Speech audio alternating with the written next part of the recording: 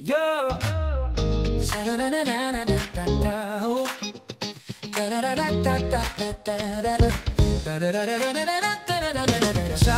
kalangitan sa kagabiyon, nagdanag kakaayo. Kinsa ang kahayag.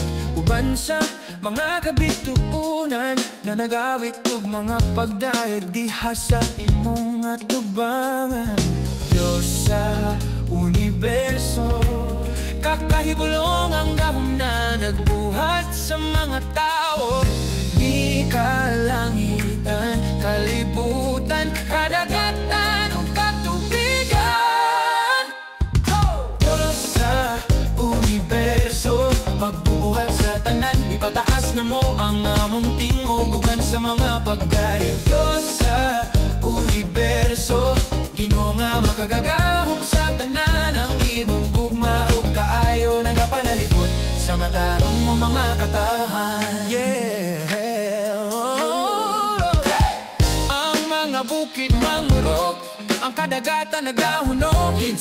Kinsa'y naghupot sa kahibulong kalibutan, uban sa yuta sa ilawom sa mga tiil sa iyang katawan. Diyos sa universo, nagapanalipod sa mga matarong ug balaan mong mga katawan. Diyos sa universo, magbuhat sa tanan, ipataas na mo ang among tingog uban sa mga pagdayag. Diyos sa universo, Ginoo nga makagagahom sa tanan, ang imong gugma ug kaayo nagapanalipod sa matarong mo mga katawan.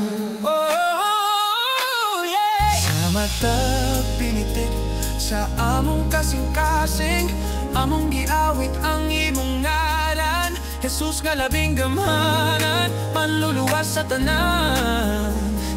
Kinsa ang susama kanimo sa among mga pakigbisog, anak ka Diyos sa universo. Kami walay kahadlok, tungkol anaa ang kanamo ang imong presensya.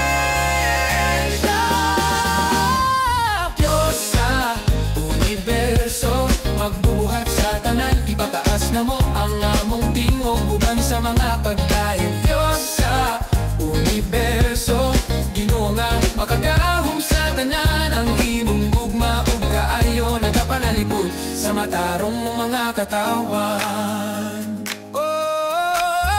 Sa matagod lang, ikaw ang among giya. Kinsa ang atong karboning kinabuhian. Diyos sa universo, sa